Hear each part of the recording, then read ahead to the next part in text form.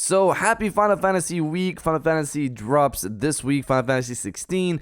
I'm excited for it. I know a bunch of you guys are as well. But with this video, I want to take a few minutes to talk about 3 interesting PlayStation 5 stories. And if you could hit that like button on the video, thank you to those that do it.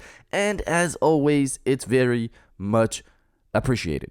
Now, the stories I wanted to dive into today includes the next major update for the PlayStation 5. We're in that season right now. Spider-Man 2 PlayStation 5 demo and a new performance patch drops this week for a big PlayStation 5 exclusive. First, are you playing Final Fantasy 16 this week or not? Final Fantasy 16 drops this Thursday on PlayStation 5 and I will be playing it for sure, as you guys already know. Excited to see where the story goes and how the gameplay develops from the demo.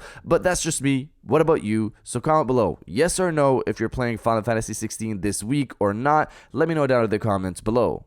Now, diving into the first story of the video, a new performance patch update drops this week. Reading from Video Game Chronicle, Square Enix has confirmed it will release a day 1 patch for Final Fantasy 16 despite previously stating it would not need to do so. Confirmed during a pre-release livestream on Saturday, the game's development team said the update would fix progression and crash issues, as well as making performance improvements in different parts of the game. Producer Naoki Yoshida added during the livestream that the frame rate improvements are mostly related to scenes in which a lot of characters are on screen simultaneously, such as city segments. The development team has also listened to fan feedback regarding motion blur and will add the ability to turn it off in a future update, Yoshida said, as well as the ability to adjust camera movement. So this became a bit of a running joke for some of the Xbox fanatics on Twitter, which is funny to see considering most games nowadays have day 1 patches.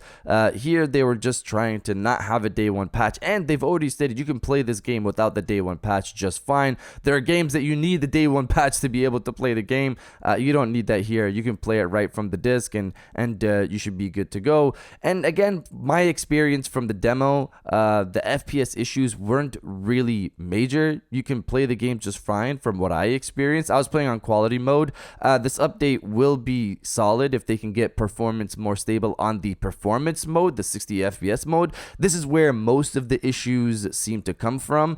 I'm personally excited to hop on this game this week and to get even more hyped. The combat director for Final Fantasy 16, Ryota Suzuki, calls Final Fantasy 16 his masterpiece across his 25-year history of making video games. He was also the designer for Devil May Cry 5 as well, for example. This is definitely great to hear, and you can tell already the combat is a lot of fun from the demo, and it'll expand even more in the final game later this week on Thursday. So all around seems to be good news. Masterpiece, performance patch updates, great stuff this week for Final Fantasy fans.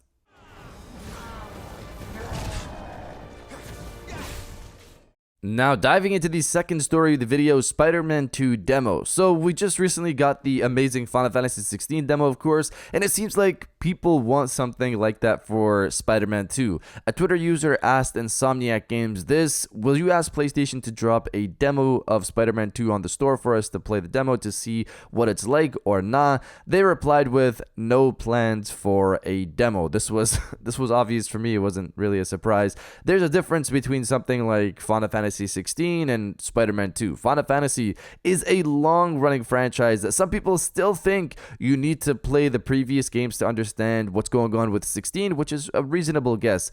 But they don't know that each game is kind of its own thing. There's a demo for Final Fantasy 16 to appeal to a wider audience than what they have for the core Final Fantasy fandom. This obviously worked, and you can tell just by looking at the reactions people have online recently in regards to the demo and how much they enjoyed it. We also got an update on that demo. Apparently it's been downloaded 1 to 10 million times and has been boosting pre-order numbers for the full game. So clearly the strategy worked here. As for Spider-Man 2, people know what's coming here and it already appeals to a huge player base. It's also only the 3rd game of the series, so there's no intimidation to kind of get into it because you're just playing Spider-Man PS4, and Miles Morales is not really a long game if you want to catch up to everybody else for Spider-Man 2. Insomniac Games, they don't need a demo for this. PlayStation already knows people will buy it regardless. Look at how long it took for them to release gameplay footage for the game. They know people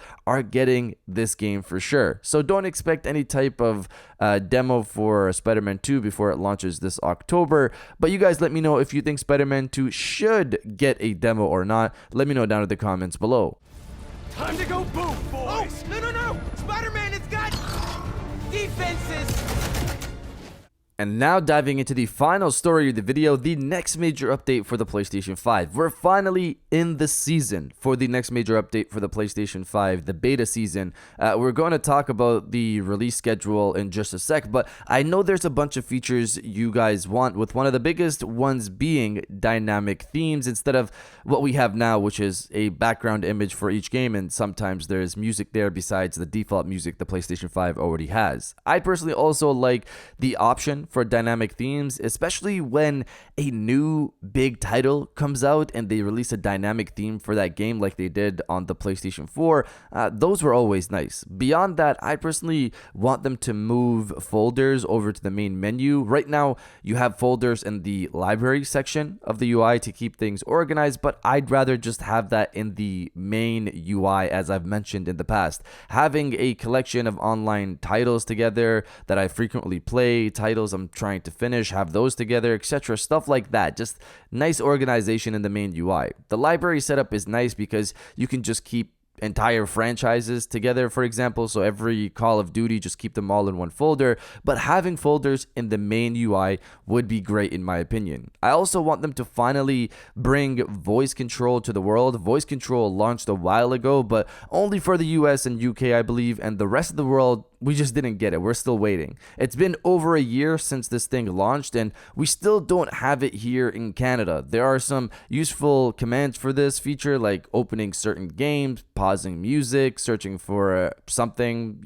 just quickly searching for something, capturing recent gameplay, etc. Stuff like that, and can all be done by voice. As for the release time frame schedule for the next major update, we're in that season right now. In summer 2021, the summer beta was announced on June 17th for signups, then released in July. Right now, today, it's June 19th. So if we go back to 2021, they announced it on June 17th.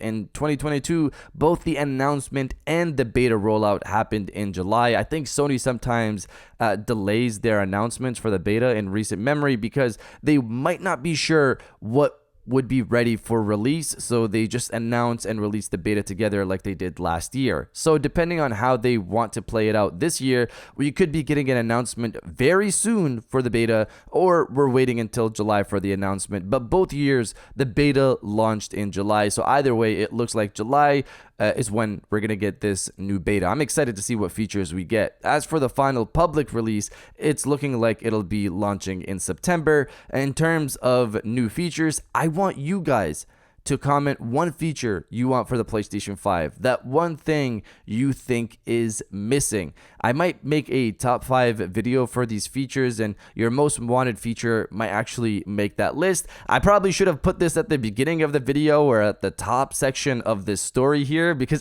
I don't know how many of you guys have made it this far. But if you have, comment a feature you really want for the PlayStation 5 and you think it needs to have it, and I might make it a part of a video for our top 5 features desired, just to put out what the community really wants, what they really consider are important features for the PlayStation 5. So comment below one feature you think the PS5 needs right now. Let me know down in the comments below. And if you guys did enjoy this video, please hit that like button. As always, help subscribe if you're new. I got new videos every Monday, Wednesday, and Friday. And now I'll check you guys out on the next one.